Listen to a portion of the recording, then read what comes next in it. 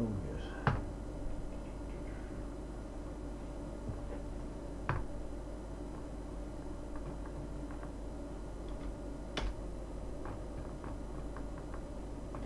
LOC Fantasy Live. It's pretty cool you were up. I never noticed that. Could have sworn it was another. Oh, we're not going to have this bollocks here, are we? We're on the lag. Oh, I've actually gotten a notification today. That's nice. For the first time in like a month. There it is. Do we have audio is the question. We do have audio. First time in like a month. Cool. There it is. Oh. That's the smoothest start we've ever had. Hello and welcome to the LOC report. Hello. Yeah, you don't have to skip through anything today, or basically nothing, aren't you lucky? So, yeah, this is it. Week 14 of the regular season, the last week of the regular season, before we get into the really interesting stuff. And once again, it's a very interesting race, but we will get all to that in due course, because first I must introduce, as always, the co-host Chris Leach. How's it going, Chris Leach? Welcome. Yes, I'm very well. It's nice to be back on a Wednesday. It's nice to be your in good time. Yeah, this is a positive thing for me. So. And what a week it's been. Yeah, it was a crazy week in the LOC. We say, I mean, I made some of my picks last week, which we'll cover, based on the fact that the LOC always has a way of making things interesting for week 14, and week 13 certainly didn't disappoint, and I'm pretty damn sure week 14 won't either. So yeah, let's not hang about here. Let's just get straight into the league news so we can really pick apart what happened last week and what it means for the rest of the season. So first of all, we will of course do the transactions now. Last transactions of the regular season. So for some teams, this is going to be it. So some teams will have spent big money, but that last push to get that last crucial win, those last crucial points to try and nudge them over the line. I guess our first off is here. I dropped the Packers D, and it's not on here for Carlos Hyde because he's a bell end, but we'll come back to that. Well, we screwed both of us this year. Well, I think the Browns screwed me and then he screwed you. So yeah. And hello to our viewer already. If you'd like to comment as we go on, we of course will interact. I imagine it's you, Nige, or Silent Viv, one of the two. First off, I would have thought. So this is quite surprising. This was the highest bid. Well, now we'll look at the budgets after we've gone through. This was the highest bid in week 14. This has surprised me. I didn't look at the values, I'll confess beforehand. $10 on Jeff Wilson. I'm shocked. That's the highest amount. I know. Absolutely flabbergasted. So am I. Because I expected. Well, there you go. Jeff Wilson for the Colts. So I will ask, what made you pick? There are a few number of which we will see in a minute of good ads this week. What made Jeff Wilson above, let's say, the Jalen Samuels and Justin Jackson? This is it. Now, there's always someone behind. There's obviously Eckler's ahead of Jackson. Anyway, now I know they'd have a dual threat in the in the running back core there. So there's sort of a guarantee he's going to do okay, but there's not 100% cast iron one. So I didn't want to spend that. And then I've got a bit of a hoodoo now with Steelers running backs. So I've gone completely away from that. So I thought I'm not going to get screwed by that again. And if he does very well this week, then fantastic. Then maybe I'll regret it. But I think Jeff Wilson for the 49ers. If Brady doesn't play, he's going to be that guy. Sure. He's got a quarterback that can't play. He's going to be relied on a lot. So I've gone for speculative volume over a better player and possibly a better team. Yeah, I think $10 if you were to isolate it is probably right. Yeah. I'm just surprised that was the highest one. So am I. I must admit, as we go up, I'm looking at fairly low numbers. Yeah, this is pretty crazy. So my dad added the Cowboys D for $8 and dropped the Chiefs D. They play. Who do they play? Someone probably disappointing. They play Philadelphia. Which isn't that disappointing. That's an interesting choice there. Wouldn't have done that if it was me. Another one we were just chatting about before we came on air. Tom Science added the Ravens D for $7. Yeah. The Dolphins D. They were playing who again, Chris? They're playing Kansas City away. That's a perplexing decision. You also added Curtis Samuel and dropped Damian Williams for $7. No problem with that at all. Type Clouds added Vance McDonald for $6 and dropped Greg Olsen. Greg Olsen, of course, is now out for the rest of the season. I believe he re-injured his foot. Was that the best thing? Yeah, he did. Yeah. Is plantar fascia. Which, if anyone knows what the plantar fascia is on your foot, then You get extra points today. Yeah, he did that, and he should probably retire because that foot's not going to be better. Injuries are plagued in the last 2 seasons. Yeah. And it's the same one each time.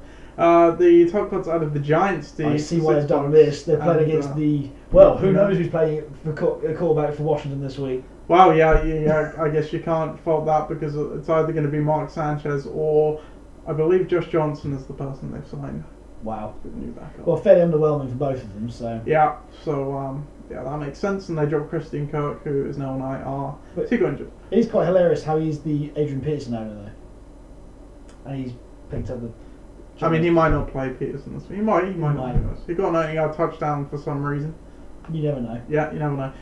He added Justin Jackson for $3 to drop Latavius Murray. Again, quite surprised how cheap he was. Now Gordon isn't expected to miss a lot of time. Yeah. But it could potentially slip into this week. So for $3, it's certainly worth a gamble. They also added someone I've never heard of, Anthony Fursker. I don't know what the obsession is with Titans tight ends, right? Because he picked up Johnny Smith, who isn't a catching tight end, and Anthony Fursker scored a touchdown. Johnny Smith didn't get injured, did he? He didn't, no. But then I don't the reason why he picks him up is because Anthony Fursker scores a touchdown at the weekend for the Titans. That's the reason why. And he's done this. Demetrius Harris has also been out. That's it. Now, he picked up the week before. He picked up Matt Lacoste, who scored nothing. Who also indeed, and he also scored a touchdown the week before as that as well. So the logic doesn't work for me. So now, I know Nigel's a guy that likes to, follow the form and chase the points scored, but, there's doing that when you have a decent player, and there's doing that with that helps no one random touchdown any given week. This is it, and the Titans' offense largely is garbage. Yes, they came back from Christ knows how many points down. They were playing the Jets, and the Jets suck. The Jets are the Jets. So, they're playing the Jags this week. It's not going to be quite as easy to do that. I mean, they bought up Gronk when the Patriots played them. So. This is it. So who did they play last weekend? The Jags. The Colts. They bought up Eric Ebron. That's Eric Ebron, who's been the most productive pass catching tight end this year for touchdowns, right? So that doesn't go. That doesn't go. Considering Vance McDonald was out there, a player who was on his team, he could have got. Wouldn't have cost him a lot. He spent 13 on OJ Howard. Would have thought he could have spent, But chose to go. I'd be interested to see if we go along this list somewhere, and he'll be getting dropped somewhere. Sure. They also added Dante Pettis for nothing and dropped Gerald Everett. I like that add for nothing. That's much better than had I thought waivers would have been so low money, I might have actually bothered to bid this week because I have no money. Did he pick up Demetrius Harris as well? Yes, he did. So 2 tight ends that no one cares about. Indeed. Now play for Radio Z. Right. Okay. What else happened? But then they just dropped Chikandrick West to bring Dante Foreman off the reserve, and then they dropped Dante Foreman for Chris Conley. Awesome. There you go. Which isn't bad because Sammy Watkins has been on the shelf now, and he's been the number 2 in his wake. So there you go. Indeed. I had Bishop Sankey for the lols. That's it. Out of nowhere. By the way, do you know where he's playing now? Bishop Sankey. I did a bit of research on him. Is he in the AFL, whatever the new league they've just started? They actually are. He plays for the San Diego. Something to do with the ship. It is. It's the San Diego. Oh, what is it? No. He plays for a team in San Diego in the new football league, which is supposed to be rivaling the NFL. Yes, it's it. It's the San Diego. There's only like 8 teams in it. I'm going to find it now because it's because the name is so ridiculous. Well, you look that up. I'll keep going. But then I added Ian Thomas and dropped Tyler Higbee. I added Bruce Ellington and dropped Bishop Sankey. Boo-hoo. And then added Zay Jones and Bruce Ellington because, that's what the San Diego Fleet. That's how terrible the name is. Right? In the new Alliance of American Football, which is not really an alliance at all. Because it only consists of eight centrally owned teams. In fact, while we're on this tangent, would you like to know where all these teams are? Go for it. Why not? There's the Hot Shots, which are in Arizona. There's the Stallions, which are in Salt Lake. I thought the point of this was meant to be places that don't have an NFL team. Why does Arizona have a team? Yeah. The San Antonio Commanders, and I'm pretty sure Texas has 2 NFL teams already. the Memphis Express. They've already got Titans.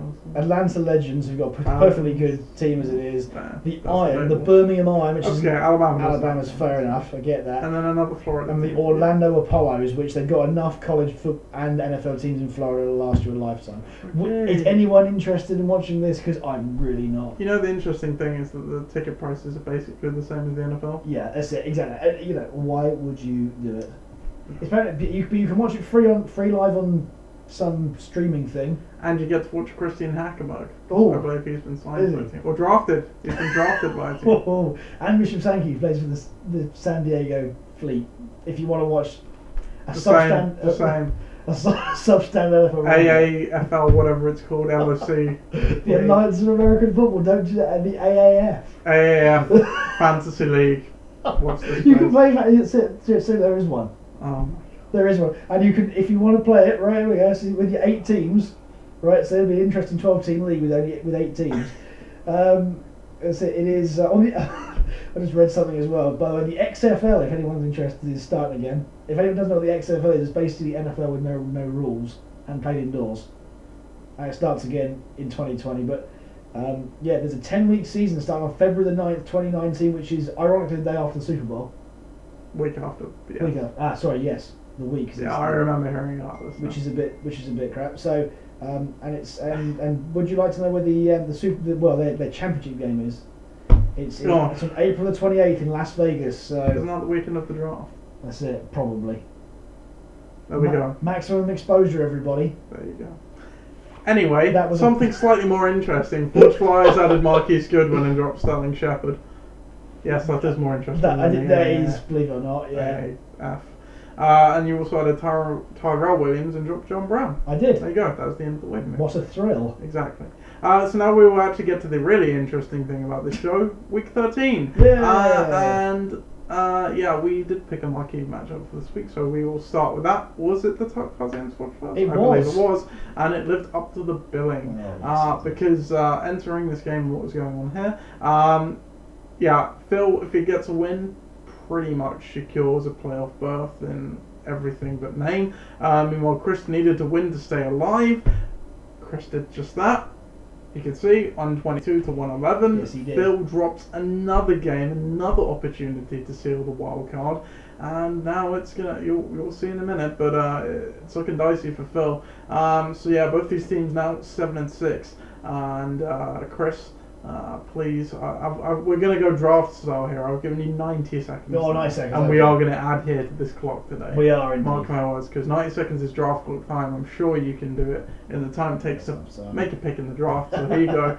Please break down this game for me, Chris. Right, it's Gurley or go home, isn't it, for Phil, really? I mean, look, when you've got Gurley put up QB numbers, but your QB put it up pre-substandard running back numbers. RB2 numbers. That's it, exactly that. Something's going very wrong. Yeah. And it could be so different. Gurley could have one more touchdown, but he chose not to. Didn't he punch it in on the very next play? He did. Like, why did you do that? This is exactly just go in. Just go in. He wasted just more clock. Look, there are some facets of Phil's team which are still working, namely his running backs, which are still formidable. You're welcome. Keenan Allen did turn up again in this one, but the inconsistency is really throwing him off, and I'm not much better, but I say it. At the same time, I've got guys who are scoring double digits down there. Russell Wilson's turning into the QB I expected him to be, and there are some lesser performances from maybe my receivers. It's the supporting cast, though, isn't it? Exactly that. And in this occasion, Phil's come up short, but not because the supporting cast have come to play, but because his key figures have done so well. If you not for a monster week from Gurley, which is normal, but particularly Allen and particularly Peterson on his freak 91-yard touchdown, then he's not getting anywhere near 110, and that's his real problem now. For me, 122 points is a welcome break from what's been pretty mediocre the last few weeks. And as you can see here, it was always well endowed, and I think it's fair to say now we've named teams Brady or bust in seasons past. Phil's team is really Gurley or get out. Yeah, Gurley or get out. Gurley or get out. It is, and he really is at this point his only his only asset maybe that you can rely on every single week. I think so. You extend your lead in the matchup overall 8-6 now. Oh, The timing is the unbelievable. We will stick to the interesting games and then come back to the. Actually, no, this is a somewhat interesting game for the playoff race. The game, not so much itself, but so Ben Assestes, they were a team that had dropped a few lately, and they needed a win to stay alive in the playoff race. Luckily, they got to face the 2-10 at the time Pakistan team, who had not won for 4 weeks. And that streak was now extended to 5. As Ben Assestes, I think it's fair to say, get a bit of a gimme to stay alive-ish. We'll see in a bit in the playoff race. So they have the same record as a playoff as the wildcard team right now. And as you can see here, I mean, Pat gave it a good go of a comeback. To be fair, you can see my dad really just built the lead up early on and then coasted to the end. While Pat nearly came back with it, but not quite. If we look down at the histories of the matchup, Ben Assestes now, I think they tie up the series 3-3 with Pakistan. They do indeed. And Chris, please give me the breakdown. This awful game. It was awful, really awful. I mean, Dave's extremely fortunate to have Travis Kelce having the day of days against Oakland, which you expect, but you don't expect someone to go for 26 points, especially a tight end. Everybody else is absolutely mediocre, and the problem is that you can't be a serious playoff contender. You go into the playoff. This is effectively this weekend is playoff plus, really, isn't it? Yeah. You can't go into the playoff plus weekend coming out with numbers like that. Yes, he's had some good weeks, and yes, there've been some efficient players in there, but you expect guys in there, who've been yeah, I get that the matchups weren't great, but Ryan, the Max, Sonny Michel, we called that last week. If you watch the Patriots game in hilarity, Michel actually played pretty well, but James Devlin got 2 goal line touchdowns. Yes, he did. Yes, right. Which doesn't show up here, but it's very hilarious. Exactly that. Maybe somewhat harsh that he didn't get one. Maybe, and But the point being made, even if he gets one of those, it's still only 90. It's not a great score. That's right. Exactly that. That's it. But then when I mean the vintage team, but Pakistan, well, that's it. The less we say about that, the better. They have the same problem there. If it's not for Antonio Brown, they're scoring in the mid-50s again. Yeah. And yeah, it's a very much lost season for them. But at the moment, you can't take a lot from beating Pakistan because they are terrible. Yep, that's accurate. So Ben Assestes stays alive while Pakistan has 1 more week to try and soften the bad season. Speaking of bad seasons, yes, I was also 2-10 entering this game. And Viv had secured playoffs, so really nothing interesting to play for here. It's just a good measure for both teams, and I think it's fair to say both teams disappointed in this one. Viv does take it 91-62, and if we look at the chart here, if it decides to load, we might just have to reload the tab, since technology isn't prevailing right now. There we go, that's very much this week's game. We'll get there. There we go. There we are. There we go. And yeah, as you can see, kind of a contest early on, but then they've comfortably had it all the way. And with this win, actually, the Viv does move into the first seed for the moment, carrying a 5-game win streak. So that's quite impressive. And he extends his win streak over me to 7-3. Chris, please give me the breakdown of this. It's basically a preseason game. This is it. Exactly. There's you've gone from a week where you did quite well, to a week where you did quite badly. Now, this is the difference here, and this is where I'm going to compare both teams, because I think, barring a freakish performance from his kicker, and not necessarily a freakish performance from his defence, but the difference between you're right. Your team and his is that and a couple of touchdowns. Now, if we look here, the Dream Team have been carried really by Goff all year. He's been doing very, very well. Kamara's been doing well. Thiel's got his touchdown, but again, bad QB play sort of slows him down. But both are very touchdown dependent, and I think last week you had the yards and the touchdowns. This week hasn't really gone that way, for a guy like Brady, a guy like Reynolds. And again, it's these things that, like Fournette again getting suspended, instantly not helping. Brady again apparently tweaked his ankle in the warm-up or something, and then he barely played the whole game. You know, I'm carrying these players every week, and then T.Y. Hilton playing on a Colts team that didn't even score a point. Which is crazy, yeah. 77 yards in the day. Well, if you look on the other side, it's not much better, but just they got more players who were scoring 6 to 8 points that managed to get them over the line. So what I did say last week about Viv's team was it was very consistent, even when they're not scoring touchdowns. They got a floor of 90. So you know that's really what you want to see at this time of the year. And absolutely. Having a few touchdowns there, and you're going over 100 again, it's difficulty. Yeah. And if we just take a look at the bench, both of us had a bit there. That I think Viv had. You weren't going to play any of them guys, though. Let's be honest. On my side, well, Landry, who I've had in my lineup for weeks and weeks. This is the week I decide to mention. Of course, when that happens, inevitably, this is the week he decides to turn up. Likewise for Funchess, it's not great. And also the Bills D against Miami, who, I mean, the Packers, Mike McCarthy, that game cost McCarthy his job. Which is about time, yeah, exactly that. They look stale, so stale. Next game then, Obi-Wan Kenobi against 50 Trent. Again, I think Ross's playoffs were out the window by this point. But Obi-Wan Kenobi, again, one of these teams that still have a slim chance. Sneaky. Yeah, indeed. And they took another one, 116 to 88. A decent win and a nice late season surge from Obi-Wan Kenobi. As you can see here, sneaky is the word, because Ross led the lead for most of this game, but still steadily eroding that lead and really running away with it by the end of it was Obi-Wan Kenobi.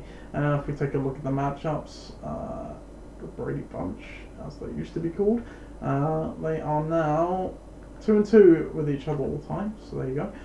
May as well not bothered, as you like to say. Indeed. Please break down the game. Yes, and this is what I like to say. Now let's just take Pat Mahomes out of this equation, because this is as we said before last week, it was a plus matchup, and we were going to say that he was going to score a massive amount of points. No, he did. But we take Pat Mahomes out, and Obi-Wan Kenobi, I like the fact that even now he's got 3 running backs that are still scoring. He's still got Odell Beckham. Who's doing Odell Beckham things. Corey Davis has been very boom or bust all year, depending on how the Titans play. Yeah.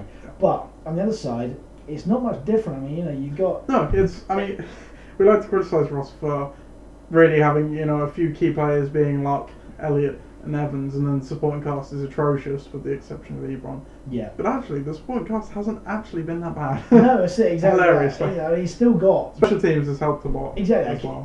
Special teams and kicker are probably one of the better combinations in the league, I think. Sure. Yes, Riddick sucks, and yes, Westbrook's playing in an offense that sucks. But and Evans hasn't played well for a couple of weeks. No, poor quarterback again. But Andrew Luck's got a lot more to give. I think to your point, if you give Obi-Wan Kenobi a normal quarterback score, should we say 25 apiece? Ross actually wins this game on everything else. This is it. Exactly. That shows you the difference. It'd be interesting to see what happens this week, because Mahomes plays probably his toughest D that he's played all year. Yeah. In Baltimore, and you're not going to get 41 point scores against them. No. I don't think. No, I wouldn't think so too. Obi-Wan Kenobi stays alive. They also moved to 7-6. What I will say is, for as long as he's got Pat Mahomes playing there, you've got to give him a chance. That was the Brady and bust tactic of years past. Because you got Brady getting those 40-point games, you've got a good shot to win any given week. Speaking of winning any given week, any given Sunday is a term bandied around a lot in the NFL, because the theory is any team can beat any team on their day, and this was certainly the case here. Tom Sarrance is carrying quite a big win streak into this game, looking like one of the best teams. I think they were high scoring, if not, they were certainly thereabouts. And they have a good week, but the Detonators, really, when the chips are down, when they have to keep winning, they do so again, and they've really come alive right at the end here. This is what we see every year, a team getting hot. This is a team we can't write off, because they've beaten the number 1 seed 124 to 100. History of this matchup, now 5-9. Still in favour of Tom's Tyrants, but they got a win against the odds, which also we don't see very often. As you can see here, it wasn't even a contest, just blew them out of the park from the get-go.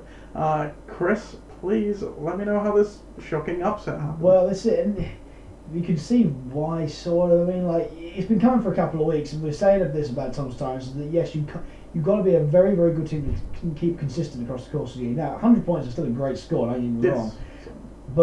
And he's done it with carrying one player, which is also quite impressive. But here's the thing. Connor's not playing this week.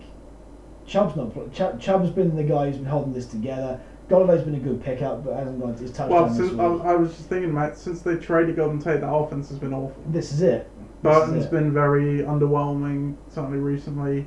Eckler's, we've already seen that when Gordon goes out in the game at Wembley, that doesn't mean more work for him. It's also Justin Jackson. This is it. Exactly that. And Eckler's got a specific role in that offense. But yeah, again, you've got the guys who are coming back. You've got the Chubb, the Adams, and the Rivers that come back every single, and Connor, of course.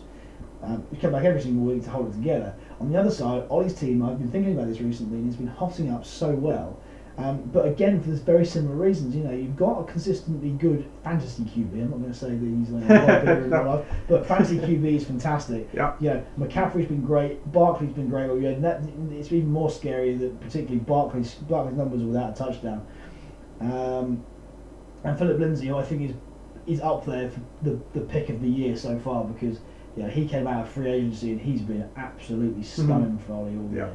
And those three guys combined with a few others that are in there scoring, not worldy points, but scoring handy points. It's enough to get into those 120 point weeks. What's happening? Please don't snooze. Weird. So I think that even this week we'll see as it goes on. Ollie's got the players and the matchups this week to be a real contender. Sure. I was telling Phil earlier on in the year because I thought he had a better team, but I think now that all the components of Ollie's team are coming together just at the right time, and it's a frightening prospect when you've got guys at the end of the year. We saw this a couple of times in the last couple of years with Ben and Nige, who've come up at this particular moment. I think even your team last year. Yeah, you were a strong team, but by the end you were another level. I had to change that team. I had to change a QB and a tight end and a running back last year to make it that championship winning team. Ollie's done that. He's put, I didn't mention Adam Humphries, by the way, who's that's a good put in there.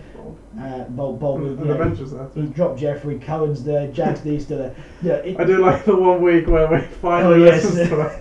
But that was out of left field. You can't even criticize Ollie for that. Exactly. That was the right move, I think, in both of our eyes. When you're playing the Jets, especially in the time. So look, you've got to hand it to Ollie at this point of the year. Tom is probably still in the driving seat, but maybe not quite as much. We saw it with, I think it was Viv's team a few years ago, where it absolutely blitzed the league for 10 weeks and then just kind of fell into the playoffs and then lost in the first round. I don't want to say it, but Tom Starrett's looking out of steam right now. He's certainly not as formidable maybe as it was a couple of weeks ago. Sure.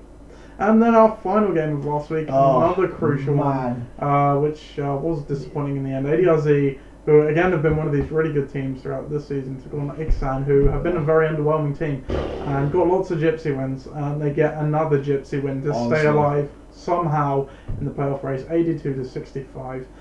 History of this matchup. Now ADRZ are 5-8 all time against Ixan, as it turns out. Chris, what went wrong in this game? Right, so let's go down the list somewhat. Now, with ADRZ, one of these weeks has been coming for a while, because just by the very nature of some of the players that they have, it's boom or bust. If Matt Lacoste. Well, this is when you cross the line from making good bold choices to just be complete fantasy hubris. I'm coming out. I'm going to come back to him because this is something I want to talk about. But when you've got guys like Hill and Smith-Schuster who rely on those big plays, and there weren't any. Well, I say Hill could have had them, but just didn't catch anything.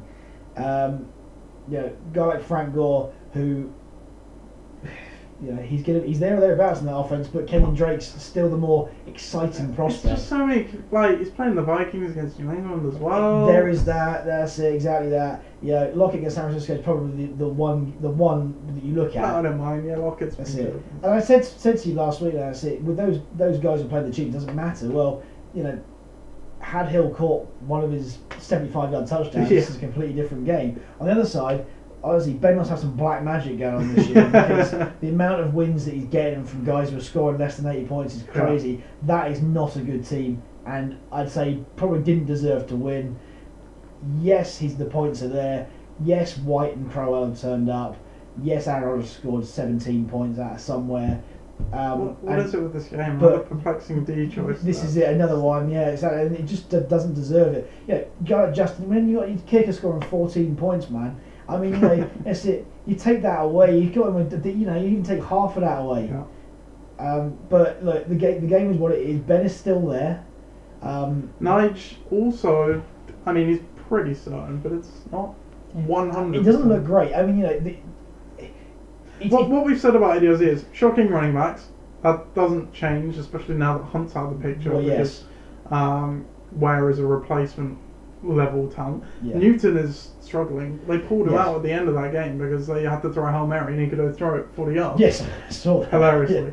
Yeah. Gore is not an option at running back, especially with Kenyon Drake seemingly getting more work again. Yeah. Like you said, the receivers, the boom or bust nature of them, it's going to cost you times. The tight end is a horrendous black hole on this team right now. The tight end is a position where...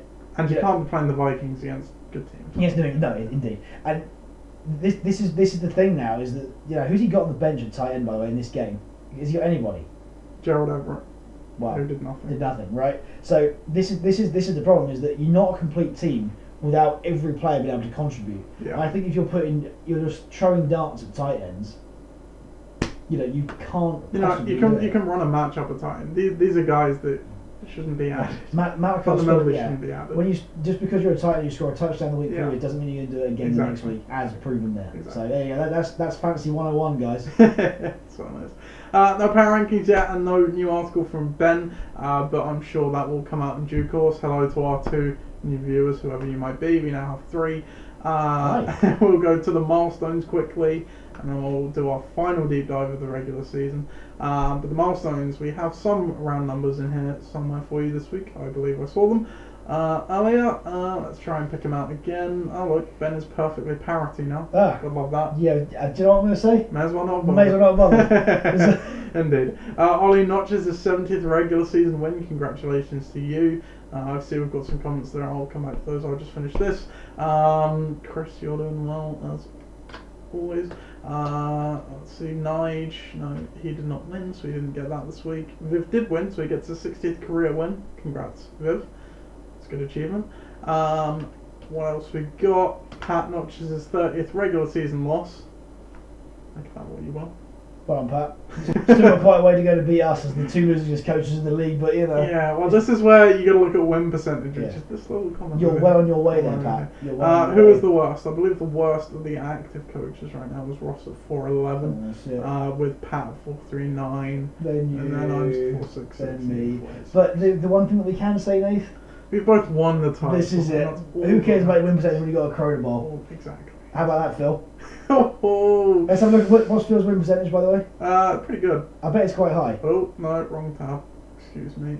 527. It's not the highest in the league. He's the Peyton Manning of the LSE. 540 in the regular season, 286 oh dear. in the playoffs. Rinsed. I think that's a low for a team that's got a playoff win. A low record percentage. Yeah, that's it. So no, there's a 200 there. I lie. I must admit, of the first 7, everyone's won us. In fact, of the first 8, everyone's won it, apart from Phil. So yeah, that's it. And you're going to avoid this today, Phil. Well, you're not, mate. You're not today. No. Not today, because that's it. I'm not going to lie when you say, you know, when you back the wrong horse. You just got you got to get out of that bet, mate. I just like how you were the one that are contributing to. Well, that's it, exactly. I was hyping it up, and now there's the hype. The hype is gone. The hype is not real anymore. The hype is gone. Right, Ollie has given us some comments on here, and he said, "I bid 15 for Jeffrey Wilson, only for the Texas Rangers." Oh yeah, of course. So yeah, oh good. The tags for the reserve players updated overnight. So of course, when you have a guy in the reserve spot who does not have a tag, that freezes your roster effectively because it's sort of in an illegal state, so it doesn't let you add drop. So yeah, unfortunately that happened overnight, and it prevented Ollie from having any moves. You don't need any more running backs. You've got 3 running backs that work. That's it. So there you go. I've always found it, yeah, but I always take the approach, you never know when one of those is going to disappoint. He's got Tariq Cohen on the bench. You've got 4 running backs. You don't need another running back. That is karma for all the other people that can't afford good running backs. Yeah. So You heard it here first. I'm sorry. I'm strong on that. Strong on that. You've got 4 good running backs. I need a 5th one. Sure. So let's take a look at the standings now and get into the deep dive. So in the Southampton division, no change in terms of who's won that. Tom locked that up last week. He does lose a game here and loses the number 1 seed in the league, but still the division winner. And then we've got 2 7 and 6 teams in the hunt for the playoffs. The 5th seeds sitting just outside the wild card, in the Detonators and then Obi-Wan Kenobi. And the 6th seed, and then 50 Trent rounding out the bottom at 5 and 8. Portsmouth division, ADLZ is 8 and 5, have not clinched the division yet. How? This is the most ridiculous division ever. The loss really, even if he scored well that week, it probably would have secured it, but he didn't score. It's open for Phil to potentially win this division. The points are too far away for the other 7 and 6 teams there, but Phil could still win it with a win. Speaking of Phil, he has blown his shot of securing the division and a wildcard spot, and now it's very precarious. He's got the point edge at the moment, but as you can see right below him, there's 2 7 and 6 teams. Either of them win, and he loses. And Can you imagine? Can you imagine? This would be the most Phil thing ever. That's it. Snatching victory or snatching defeat from the jaws of victory. Again, snatching defeat from the jaws of victory. He's got to be kicking himself about 2012. I was thinking about it the other day when Jay came in halfway through the year, picked up a team that was just coasting. He went 3 and 5 in the regular season, and then just won the 2 playoff games. One of which being against Phil. That was Phil's year. If Jake hadn't come in and took over the team, that's it. Well, he's probably got one. By the way, Phil's team that year is one of the best that we've ever seen in terms of point scoring, and yet he still gets beaten by Ollie in the final. Ollie has another comment. I need all the running backs when we turn into a 15 RB keeper league. Of course. You've always got a hedge for that. Just you never know. And finally in the Winchester division, Viv has become the first team to get double-digit wins this year. He already locked up the division, and now he is looking to lock up the number 1 seed, which he will have a good shot of doing if he wins again. Damn right he won't, because he's playing me this week. Oh, mercy. Indeed. But Necessities at 7 and 6, they're still in playoff hope to stay alive. They need a win, and the Tuckfad's loss, and then it's all to play for really. And finally, Gridiron Gang and Palestine rounding up the bottom 2. And we will just look up the overall tab. We usually skip this one because it's just the true rankings. But this week is particularly poignant because, of course, you've got the top 2 there who've already clinched. You've got Nigel 8 and 5, and then from position 4 down to 9, everyone is 7 and 6. Communism works, people. What the I have set up a league with the rules and the parity to make week 14 amazing and make it a perfectly balanced league for most people. Honestly, what I should be in charge of the country as well. I must admit, right, because this is it. I'm going to put the plug in early so you can all sink in. Okay. Because I'm actually available this week, so I'm going to come and watch the games around here. Excellent. Right, so I think anyone who can should, because this is as close to a 8 or 9 team playoffs as you're ever going to get. Absolutely. This probably won't happen again. No, we've had some close finishes in seasons past, but not quite where everyone's on the same record. We usually have a couple of teams, on 7 and a couple on 8. Yeah.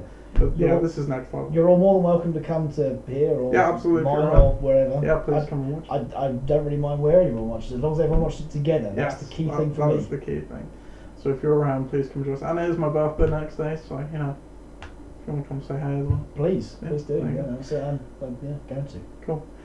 Breakdown then. Let's see. Despite Tom losing, he obviously still went 7-4.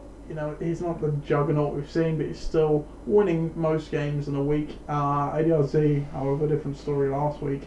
They've been pretty good recently, but these blips, they crop up.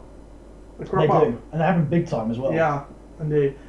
Dream Team, you can tell they got away with one last week, 6 and 5, still pretty good though, and they've really had a really good loss 5 weeks before that too, so they're rolling. Tuckfad's 8-3, despite the loss they did score well, but they've been very inconsistent for the last month. As you can see, they're only having one just about winning record in that span too.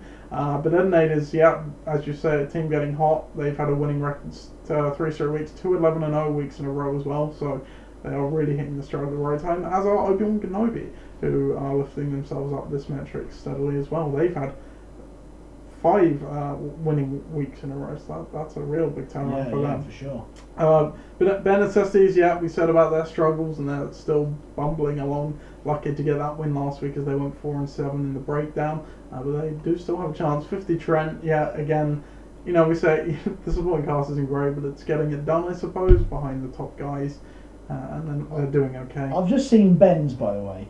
And can we just have, get me wrong, but mine's not much better. Because it's considerably better. But let's be quite clear. That is that is a stat line to be admired at a 7-16. May I say? And considering I've only got 6 wins less, and I have 5 less wins total. This is it. That's crazy. What on earth? Oh, we have a new waiver move. Mike Williams was added by the detonators, and they dropped Deshaun Jackson. Breaking news, people. We're going big on the Williamses. Tyrell Williams and Mike Williams picked up in a half an hour span. Whoa. Wow. Chargers receivers getting hot. Now we look at the coach score, ADRZ at the top, but I think to be fair at this point, it's fair to say it's probably about a lack of depth. Than anything, as the holes are certainly glaring. Same for 50 Trent. Forge Flyers, I think your team's a bit better, so you're doing a good coaching job. Ben is just real lack of depth as well once we're going up. Tom's doing a pretty good job of coaching, as is Viv this season. Everyone's kind of there or thereabouts, so Tuckfall's doing okay. Ben Necessities left some points on the bench last week, not ideal, but it wouldn't have made them if they still won. But Ednators, despite how good they've been, they're still, the 3 weeks they've won 3 in a row, yet they could have had that much more points. That's it. It's quite impressive. And then we've got Pakistan, me once again leaving. Pakistan's team is garbage. Your team, on the other hand, you've left how much on the bench? 225? Yeah, I've not had a good couple of months. Clearly. But last week though, we did flash up the bench for my team. It's quite funny because it wasn't one player. It was literally the whole bench. It was about 7 per player. Actually, did the bench score more than your team? Potentially, yeah. I think your bench score is 65 from my side. I think it did. That's wow. Yeah. Wow. Yeah. All right. But that was literally spread over pretty much every player on my bench. So I would have to get all of them right to even win the game. So which wasn't that, and that would involve playing Doug Martin. Well, that's no way. And then everyone gonna be at the bottom, and again, like the Detonators, they've been pretty resurgent, but more could be had as well. That produces our true picture. Has this changed? It doesn't look like it. The 4 at the top, that are usually there, still there. So we'll see if it shakes out like that come the end of next week. And then this is where the middle ground is, and that's probably right, I'd say, for where the power is right now. Fighting it out. More or less. Except Obi-Wan Kenobi, they're oddly low. What they're losing mainly on the coach ranking, so that's what's dropped them. You can see it's the skinny margins between 5 to 8. So there is your deep dive, and now it's the bit you've all been waiting for. This is it. The preview. This is it. Preview. This is what we all look forward to every week. Yeah. We're gonna start with this one because this is the one it centres around. We're not gonna have a marquee matchup this week because I think there are many number of games that are key. There's 2 particularly. There's this one and the next one, and the rest of them are a bit. They're part of the picture, but they're not central to it. Absolutely. These next 2 games are certainly central to it. So, Tuckfards versus 50 Trents. Tuckfards, as we've said, they've had their shot to sew up that playoff spot for a couple of weeks now, and they've not taken it. It's let other teams get in. They have to win this week. If they lose, they are out, because the next matchup we'll see the 2 7-6 teams playing each other. So if Phil doesn't win this week, he is out of the playoffs. He's got the point edge, so if he does win, he's pretty much in. Meanwhile, 50 Trent, they are eliminated, but they can play spoilers. We've seen them score pretty well, so who knows. Currently, though, Phil is projected to win this one, 105 to 89. History of this matchup: Ross is 3-2 all time against the Tuckfards, so Ross doesn't actually have a winning record. If we look down the lineups, clean bill of health, I think, for both of these teams. I can't see anyone there who's carrying an injury on the bench. Amendola didn't play last week. Chris Thompson did. Doesn't matter on the anymore. other side, nothing really to speak of. So this game is all about selection. And Chris, please tell me what you think of the current selections that these teams have. Right. So the scenario is that Phil is probably going to be ahead for large parts of this game. But here's the difference. Is he going to be brave enough to stick with Kirk Cousins this week? Seattle is not an easy game. That is not an easy game. No, he does not have another option on the bench currently. Indeed. Now, in the build-up, I was looking up who he could go for. Right. So he could go for his good mate Eli, who he likes going with. But is he going to be bold enough to play someone like Case Keenum against San Francisco or Josh Allen against the Jets? Is he going to be bold enough? Because I must admit, he can't afford another bum week from a QB. Mm-mm. He can't afford it. Especially on the other side, you've got Andrew Luck firing all cylinders in a game which could well be a bit of a barnstormer against Houston. That worries me a lot. You've got a lot of decent matchups in there. Allen against Cincinnati is fantastic.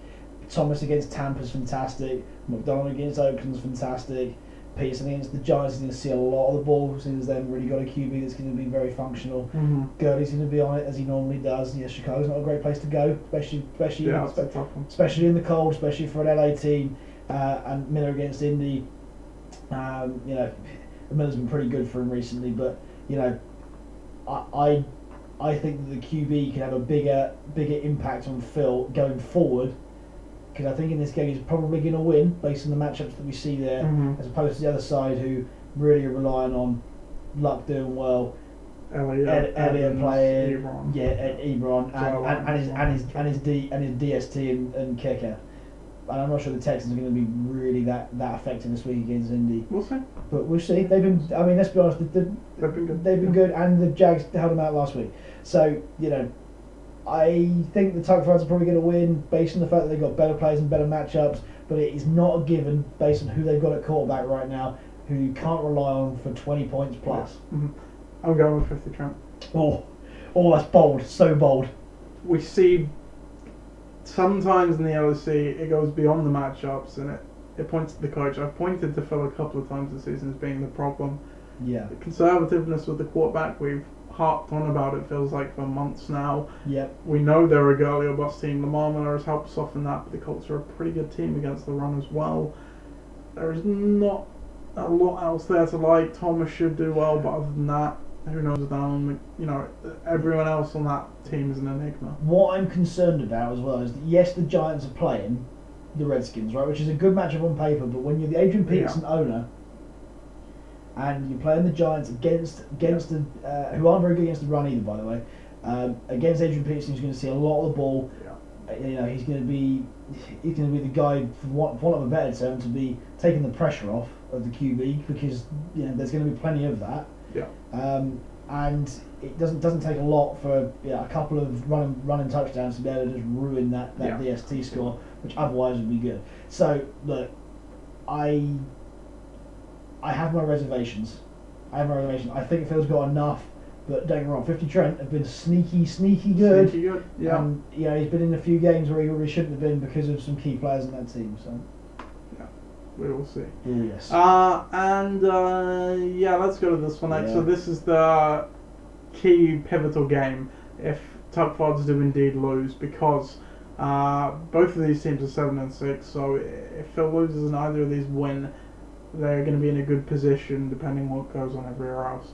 I think Ollie's points are maybe 40-50 behind Phil's, maybe if you check while I'm speaking. So there is a scenario where even if Phil does win and Ollie were to win, he could potentially leapfrog him likewise if they both lose. There's 43 points in it. 43, so it's not out of the realm, and Nige isn't much further ahead of that as well. It's probably around 60, so there's an interesting scenario brewing here. But anyway, this game, it's Sand versus Bedenators, battle for a chance of the wild card, or maybe even the division, who knows. Wow. But Ben, his points are far inferior. He needs Phil to lose, and then really the other teams to lose as well. Projections currently have Ollie winning this one, 111-99. If we look at the history of this matchup, Bedenators are 5-5 all time against Exansa, split right down the middle. So this has all the makings of an interesting game. Looking down the lineups, injury news, nothing for the Detonators, I don't think, on Exan's side of the ball. I don't think there's really anything there either. Looking at the bench, I'm not seeing any injury news. This is what we like to see week 14. Healthy teams playing each other at their best. Chris, what is going to happen in this game? Well. Let's see here. Now let's work on the let's go down the bottom to start. Let's start with DST and kicking. Now I think the Titans and Jacksonville at the moment is. I like how Ollie's flipped from using the Jags D to now playing against the Jags, which I'm fine with, by the way. I would do that too.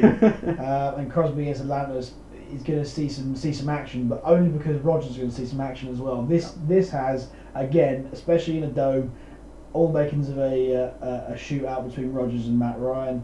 I think that that on that basis, Rodgers is a very strong play, but also Winston against New Orleans is a very strong play too. And again, not weather related, and again in two pretty. It's in Tampa, so it is outside. But is it? Sorry, it's nice weather in Florida. Sorry, yes, it's not in a dome. I'm reading at New Orleans. Why they did that, I don't know. But yes, it is. It's like being in a dome. It's lovely.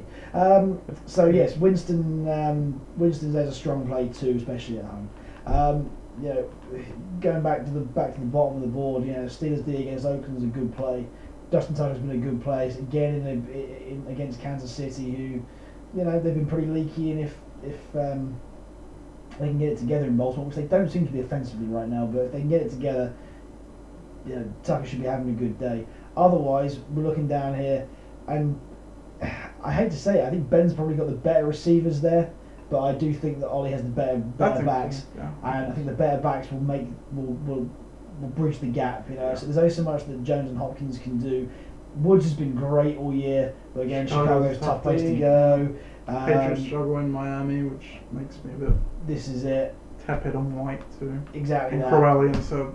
Oh yeah, it's okay. So yeah, I think that Ben's going to be hanging on to the Steelers and Rodgers. Possibly with Julio as well, but again, Green Bay's not the time of the year to go there. Whilst on the other side, Padena's been great form. The backs are in great form. You still got Humphries there, who's going to be on the same team as Winston for exactly the same reasons. So I'm going with Padena's. I think Ben's been very lucky to get 7-6. His luck's got to run out at some point, surely. And he's also got to have a lot of luck to be able to make it to the next stage. So, Benedet's is for me. Yeah, Benedet's is for me too. And you hit on it. They're the better team. Those three running backs should do enough for the supporting loss to bring the victory home for them. So, right now we've got Benedet's sitting in that in the wild card position, depending on points, with Tarek Flyers missing out and Ixan missing out. Our next game then, Dream Team versus Forge Flyers. Yes. Dream Team has already clinched and they can lock up the number 1 seed with another win here. Meanwhile, Forge Flyers, you do need to win. Ideally, you also want Ben to win because Ollie's points are quite a bit ahead of yours. You need Phil to lose as well, so there's a few things you need to go your way, but it is certainly possible. Projections not smiling on you at the moment, are 100 to 92. History of this matchup, you are 4-5 all time against the Dream Team, so not bad. Either way, looking down the lineups, any injury news? Gus Edwards still dealing with an ankle injury, but should play, I would imagine. On your side, looking fine there. Jeff Wilson straightened the lineup. We'll see if that. Absolutely. AJ Green, he is now on IR. He did his toe again or something. So he is done for the year. I think Cobb. Is he come back? I think he might come back now. Interesting decision because I'll let you cover this, but please talk about the quarterback for Dream Team because Brady in Miami not great. Goff against Chicago and Chicago also not great. Not great. I'll let you come back to that.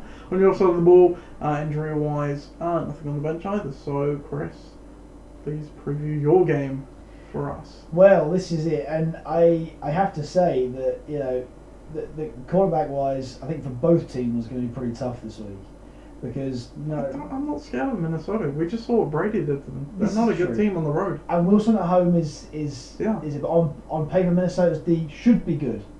Away from the dome, they're not. But that's what we're saying. They're not a good team this year. And to be fair, Russell Wilson at home, that is his franchise. On the other side, Brady against Miami, as we said before, it's not a place where he's happy going. Goff against Miami. Yeah, Chicago. Chicago. I've seen Miami saying Chicago. Against Chicago is...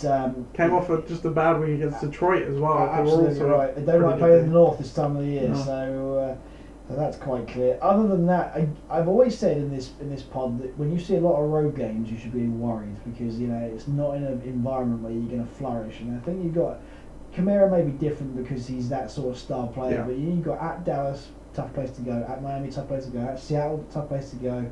Dallas again, and at KC, who there can be undoubtedly a lot of offense on the there as well. Chargers against Cincinnati is a great matchup, and Fairbairn came off a great week. Whether he can keep a 19-point week going, we'll see. Whilst for me, there's a lot of speculative starts. Mixed against the Chargers I don't like that. I don't like as much as I like the volume that they're both going to get. I don't like the matchups. Again, Cooks is the same problem as Goff. Samuel's straight as well. Possibly, I might change him for Tyrell Williams because he's playing in Cincinnati. So we'll see about that as the week goes on. Jared Cook's been very touchdown dependent. Cortland Sutton's been very touchdown dependent. Buck has been great. And the Redskins are against the Giants. Apparently, Eli Manning's the most sacked quarterback in the league. I believe he is, yeah. Because he can't move anymore. No, so that's all fine. Yeah. Otherwise, bench. I think on the bench we've both got not a lot there. If I'm going to change anything out, it'd be either Goodwin or Williams or even John Ross coming in, but probably Williams to come in very well. Do I think I can win? The answer is yes. Do I think I will win? Probably no. The Dream Team have been fantastic. They're on a five-game winning streak for a reason. They are quite difficult to beat. I'm starting a lot of very speculative, spotty players. You are, but I think you've got the core nucleus in Wilson, Mixon, Cook. Cooks and Cook. And I think the supporting cast can probably do enough around that. Jeff Wilson is one. If Brady plays, he's obviously not going to play with you, I would imagine. Derrick Henry comes in against the Jags. Yeah. I see your dilemma. Yeah. But despite that, I don't think quarterback's going to be a team a position that's going to help the Dream Team this week. Adams didn't do great last week. Dallas is pretty good too. Adams not going to do well, I would think, for the same reason Brady's not. Yeah. Vikings aren't good away from home. Thielen's probably going to suffer because of that. And terrible QB play again. But, I can't see a route to victory for the Dream Team here. It would have to be Kamara going bonkers. Ertz having a good game, and then Edwards going bonkers. And then the Chargers did. If that doesn't happen, I think this is yours to lose in my eyes. Well, we shall see. I hope so, because if that team gets 8-7, I think that I said last week if they got to 7-7, I'm very happy. But 8-7, that's just going. Oh crikey, yes. Don't award that extra loss. No, I shan't. That's it. That's going about too far. But we'll temper expectations. We'll see how we go. Certainly. Our next game then, Pakistan against ADRZ. Now, we did mention that ADRZ hasn't quite locked up the playoffs yet. Or maybe they have with their opponent. But if I'm setting the scene properly, ADRZ, they do sit a win ahead of the 7 and 6 teams, of course. And really, the only two teams that can probably catch them in terms of points are Phil and Ollie. And for Ollie, he would need to outscore Nige by 60 points. So even with the surprise loss, which would be the case in this game, Nige is probably into the playoffs. Whether he wins the division or not is still to be determined though. So in this game, Pakistan could play spoilers. They are projected to win miraculously right now, 92-90. If we look at the history of the matchup, ADRZ is 4-1 all time against Pakistan, so they have a good track record too. If we look at the teams, any injury news to speak of on Pat's side? Nothing in the starting lineup. On Niger's side, we spoke about Cam Newton's problems with the shoulder, but he will probably play through it still. Excuse me. On the bench, any more injuries? Sammy Watkins has obviously missed the last few games. Don't know if he'll return this week. Kenneth Dixon is off IR now. On the other side of the ball, I'm not seeing any injury. Kerryon Johnson should come back. Jalen Samuels on the bench right now. I would be, and Justin Jackson in the starting lineup. So really trying to correct that running back problem, and of course Frisker in the Titan spot. Wow. Is there any way Pat can cause the surprise upset? I think he can. I think that that largely is down to his receiving core, and I think if you've got Brown against Oakland, you've always got a chance of a big score. And Cooper against Philly, who I think are pretty sure down the top 3 corners right now. This is it. So, and Cooper's been playing well the last few weeks too. Yeah.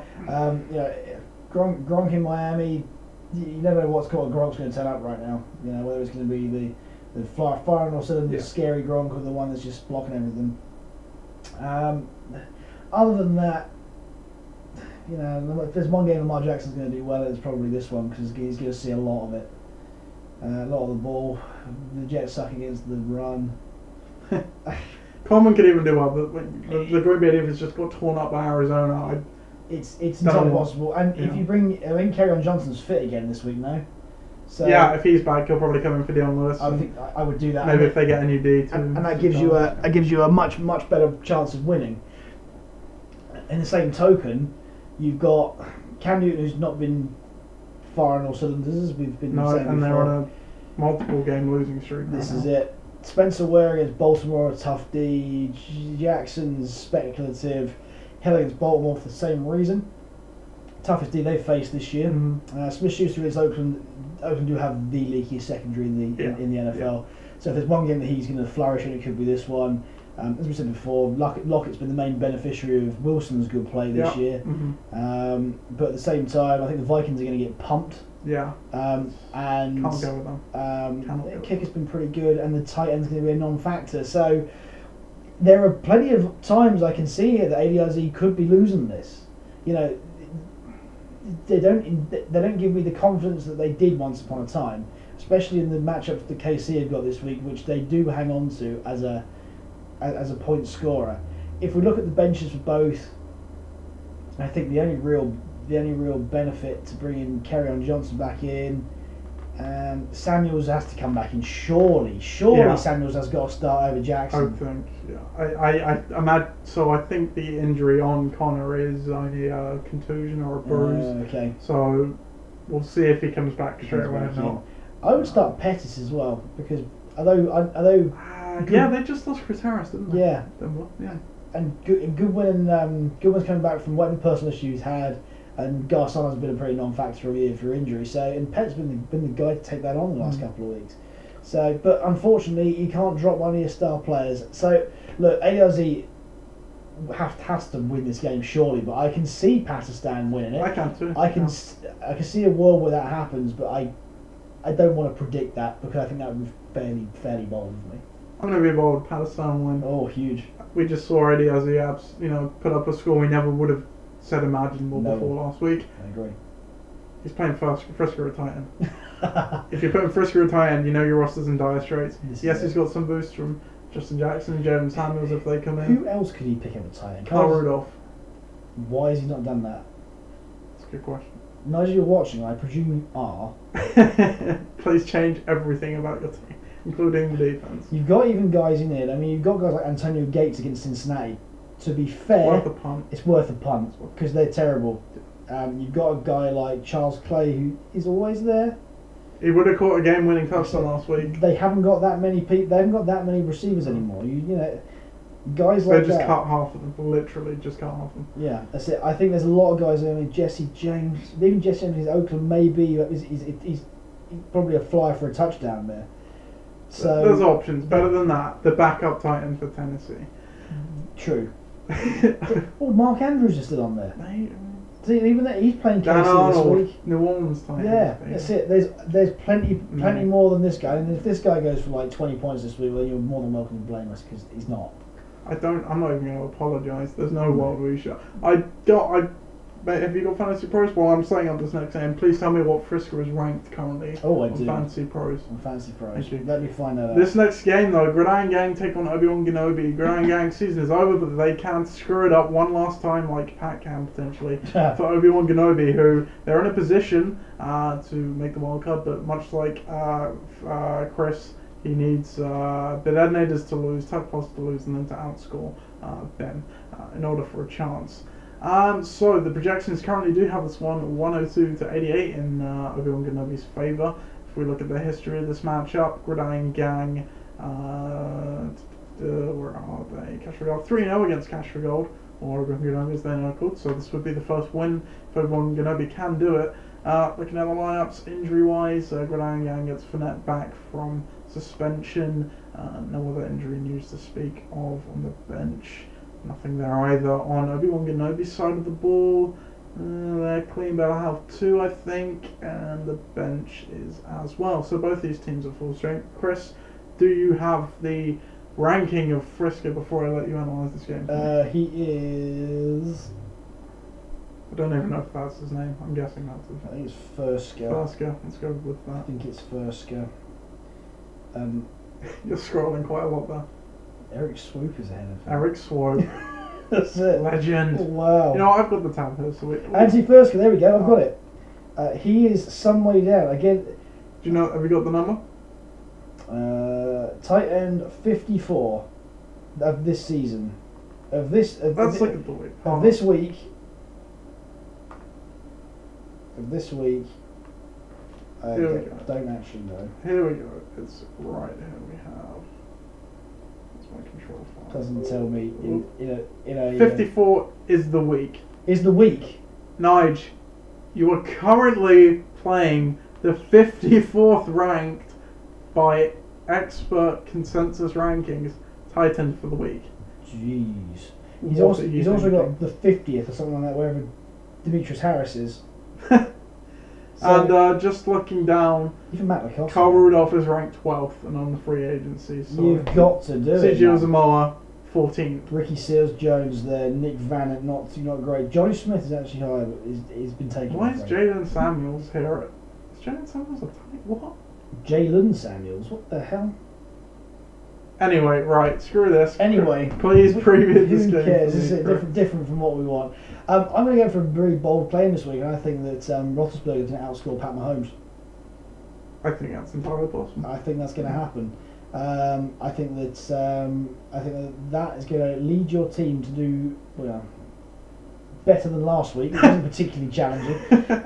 Okay, so let's see where you think you're going to do. Look, Fournette's coming back in, and he's a one man army basically in that offense right now. So he is the engine. Let's go for that. I think he's going to be scoring more points than any of Obi-Wan Kenobi's running backs. I mean, yes, Atlanta don't have a particularly good D, and let's be honest, Minnesota should do better. Let's go to receivers then. Hilton has a tough matchup, but in a plus game for him, I would say. Mm-hmm. Odell versus Washington could be challenging. Same as Davis against Jacksonville, that's challenging. Mm-hmm. Brady against New Orleans, like that. Landry will do whatever Landry does against Carolina. We don't really know. And other than that, it's quite difficult to predict. Bills against Jets as well should be, in theory, a bit of a feast. Bears against LA is not. I think that you might win this game, I think apart from the dodgy last week, which, I've had the points on my bench for many weeks now. The team is better as a whole. Yeah. I just didn't do a great job of picking. I think it's there. They need big performances from Beckham, Jones and Mahomes. Other than that, the matchups suck. Otherwise, you've got Fournette, Hilton in plus matchup, plus games, not necessarily matchups. Roethlisberger will score a ton load of points. Drake against New England's potentially. Drake against New England, yeah. So Bills against Jets like that. So yeah, you've got more players or more. Just to see into my mind the options I have on the bench as well. Matt Breida could maybe come in for probably Funchess. Yes, of course. And then maybe even Josh Reynolds. I don't know if it was playing Zay Jones as well. Yeah. I'd play right now. I'd play Jones over Funchess.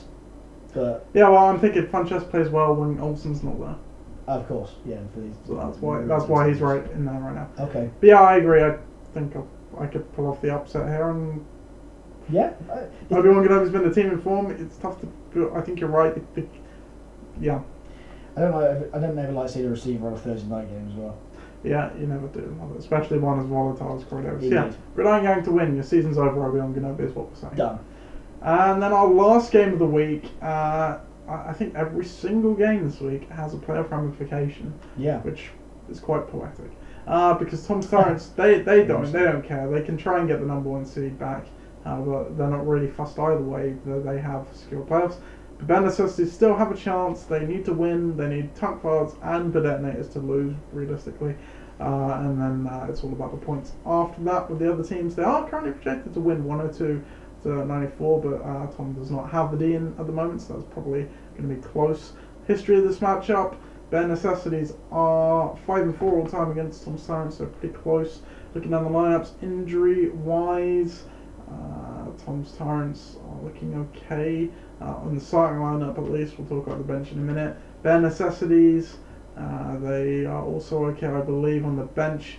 Wow, Emmanuel Sanders is on the bench. I wonder if that will change in due course. He hasn't been great, and Trey Burton, he's dropped them too for Chris. Melvin Gordon, unclear if he'll return this week. One to monitor. Same for James Conner. I'd imagine he'll probably miss at least a week, so he'll be without two of his best running backs this year for this one. And on the other side, injury-wise to Bolden, he's still hurting, but I think he's playing through still. Barricade returned from IR last week from that neck injury, and Trubisky is slated to return this week as well from his shoulder problem. Chris, please tell me if Bare Necessities can notch two losses in a row for Tom. It's going to be a challenge, but it's easy to do that now. If we assume that they're going to bring the Patriots D in for playing Miami on Tom's Tyrants side, then I just think that Tom's gone from having a very, very stacked team to a very, very average one. I would agree. In certain areas, in a very short space of time. I would agree. Yes, he's going to have a great matchup for his QB this week. He's certainly better than on the other side. I don't know, Green Bay suck. Well, they do, but they do have. They're out of the corner to rub together. I just don't like the weather there. It's for a dome team that Matt Ryan's. This is it. Accustomed to as well. But you got Rivers who are playing Cincinnati in Los Angeles, so you know that's big for them. You know, yes, Ingram and Chubb particularly, I think is matchup proof right now. I think he's proven that. Ingram against Tampa, you've always got the Kamara factor with him. Eckler the same. You've got Jackson behind him. Yes, it's in a plus matchup, but you don't know how it's going to get used, and we saw that last week. Herndon against Buffalo doesn't strike me with great confidence. He's been okay, but he needs Darnold there. I don't know if Darnold's coming back or if it's still McCown. And if he is, then great. But if not, then that's not great. Golladay, as you said, the offense taking a step down against Arizona is maybe the way it starts. And I like Adams against Atlanta at home. Don't forget he'll be up on Patrick Peterson and all. That's true. But on the other side, you know, it's the same sort of story. You know, you've got Sonny Michel in Miami, where, as we said, the Patriots haven't really done particularly well. And Sonny Michel's been the guy really to light that touch paper because, you know, Kelsey was the guy last week. He's playing Baltimore. That isn't the Raiders. He's not going to score 26 points this week. You know, DJ Moore has come out of nowhere, played fairly well the last few weeks. Same with Boyd, but again, playing the Chargers, tough matchup. Yeah, especially when Jeff Driscoll is and that. You know, David Johnson hasn't really looked like a first-round pick for large parts he's of the year. Been better recently. I think it's fair to say, but Detroit's also a good defense. And the Cowboys, although as good as they are, you know, Philly have got the potential to put points in them. I don't understand. I don't. So it's going to be pretty tough to call. I do think that it will come down to the points scored by guys like Rivers and Adams and Chubb for the Tyrants. I think maybe even Ingram too. In a game they profile to lead in, that you think they're going to heavily utilize. This is possible. Okay. Well, I think that Ryan Lowe is a bit of a fantasy stud. It's not the place to go right now. David Johnson needs to perform. Mack against Houston. Yeah. You know, it's tough to better call what the sort of thing he's going to be doing. I'd love to say the best SEC can win and keep it interesting. I think the Tyrants are probably going to win it, but only just. And going into the playoffs, they're not as surefire as what they once were. No, I think that's accurate. We'll probably speak more at length next week about the current state of the teams. So we don't have to focus on the other matchups as much, but I think I'm going to go with the grain this time. I think I went against the grain in every other matchup, but this one I do see Tom's Tyrants winning it. I think you're right. Is the upset there? Certainly, but there's nothing that inspires me about Bare Necessities that inspires me about the other teams that I think can pull the upsets. Not at all. And you know, we Tom's Tyrants, yes, there is wind out of the sails, but you know, a good ship that's a bit slower is still a good ship. Yes. Indeed. If that's a metaphor that I've just created. So yeah, I'm picking Tom Sturridge to win as well, and that is week 14. So I think in our scenario, we have probably the Detonators and ADOZ making the playoffs. Yeah. I think because we're predicting a Phil loss, an Ollie win, a you win, but it likely won't matter It doesn't make a difference. if Ollie wins. Nige, I picked Pakistan to win, but even if Pakistan does win, it's pretty certain Nige is still in. Obi-Wan Kenobi's going to miss. Ben Necessity is going to miss as well. So that would be what we predict. And then I think we gave Dream Team a win. No, I gave you a win. I gave Dream Team a win. But you gave. So the 1 and 2 C's could flip potentially if we just look at the points right now, which would obviously implicate the playoff matchups. So Tom's got 15-46. Dream Team's got 15-18. So even if Dream Team does lose and Tom wins, it could still stay as it is. So we could take a look at the playoff bracket as it stands. So these would be the matchups if the season ended today. So there you go. Barnstormer. That is your podcast, ladies and gents.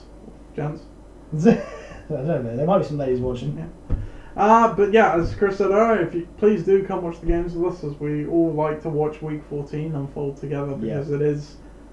Nobody knows what's going to happen. There's a lot of variables at play. I think Ollie might even get an article out at some point with all the permutations of the playoff potential, because there are so many different scenarios at play. So watch out for that. Ben's probably going to do another article with the percentages, slightly different take. Yeah, Ben's joining us next week to go through to reduce his findings. Yeah, exactly. So we'll go through that, and obviously watch out for the power rankings, which will drop at some point in the next few days as well, I imagine. Apart from that, thank you for joining me, co-host Chris Leach. Welcome. Thank you for watching, dear viewers, and we will see you next week. Playoff edition of the LSU Report. That's it. Goodbye. Take care.